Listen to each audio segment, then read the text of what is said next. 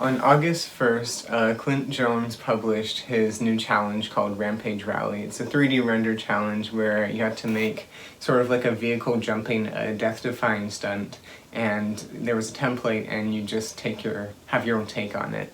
And I had done it last year with his Kinetic Rush challenge, and I had a lot of fun doing it, so I thought I'd do it again this year.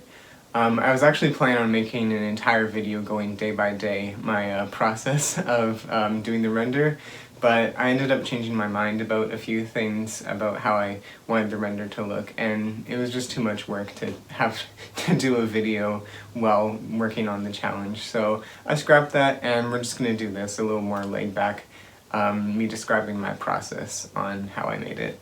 So the first step was actually starting a month or two earlier than the project was released. I made a character, I rigged him up and everything, it's this little bear, only to realize that the challenge was vehicle based and any character I made would be turned around. So, you know, that's fine, I guess. So, and the rig didn't really work perfectly anyways, so it was okay if he was just facing to the back and he was just subtly moving, so that's fine. So I first started the first few days modeling this little honey cart. So the premise was going to be the bear in a honey cart jumping over like a river or something. And it was originally going to be like this Candyland paradise utopia thing, but that was too ambitious. I didn't really know how that would work out. So I just planned it was a bear that's traveling through a forest on a honey cart, and I thought I'd have a bit more fun with that. And I did. So I modeled the honey cart. I'm very happy with how it turned out. And then the next step was just to replace the ground with like some dirt and then make the actual like river with the water. So the ground texture I think is just like a Musgrave or a Voronoi mixed together. If you know Blender, then you know what I mean. And then the water is just like a really simple glossy texture that I did. I was really going to go for something more cartoony, but what I did, I'm pretty happy with how it turned out. Just a bit more simple. And then I did the mountains, which was I think I used the Ant landscape plugin for Blender, which was really helpful because it kind of generates a mountain for you. And I just copied and pasted the top and made that snow bit, and I thought that was good enough for me. And then I also rigged up a little fish, so I modeled just a really simple fish, and then I made his mouth open and close, and then animated his eyelids opening and closing so that he could close his eyes when he jumps out of the water. And then I modeled the trees. Now for the trees, I'm actually getting into Hilda right now, and I thought the trees in it were really pretty, so I wanted to do something kind of like that in 3D.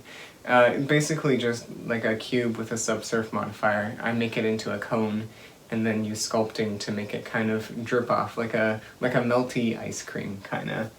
And then the rocks I used CG Geek's rock tutorial a little bit, and then I didn't add like his full material and everything. It was just going to be a flat gray, and then I just copy and paste it and make them a little bit different just to block out the scene and make it not such a hard edge between the dirt and the water, just to have that blend a little better.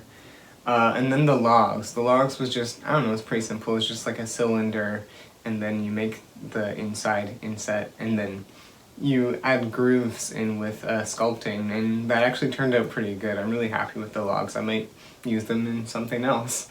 And then I was looking at the scene and I thought it was pretty good, but I wanted to add more of a story because Clint said that he's going to be judging things a lot based on story. So I added bees chasing the honey pot. I thought that would be a better story because it's like the bear has taken the bees from the bear has taken the honey from the bees rather. And I thought that would be kind of ambitious, but it wasn't as hard as I thought it would be. I was originally going to use the Ian Hubert moth tutorial, but I ended up just kind of going my own way. So for the bees, I don't know, I modeled a bee and used shape keys to make the wings flap, and then I parented them all together to this one bee, and then I added like a noise modifier on the different bees so that they'd move a bit more organically, because before they were just kind of like in a straight line and that didn't look great. But it looked better in the end with the noise modifier, and I think it looked pretty good. And then it was time for rendering, and rendering was actually a lot faster than the Kinetic Rush one. For each frame, maybe it was like a minute or something, which is still not bad. And I think I used maybe like 200 samples or something. But the rendering on this one, I rendered at 300 samples, I rendered in 4K, and it only took like 30 seconds a frame, which I'm still really shocked at. But yeah, I guess that was a good thing. And yeah, I submitted it, and it's out there. Actually, I don't know if it's out there yet. I'm recording this before the video is actually done of the All Renders challenge. I'm sure I didn't make the top 100, but I'm happy to be in the All Renders one anyways. But yeah, I'll put the time code on the screen here, like where I am in the All Renders montage if you want to check that out, and I'll put the link in the description of the All Renders montage. But yeah, other than that, that was my experience with the challenge. I had a lot of fun, and I'm really happy with the end result. So yeah, see ya.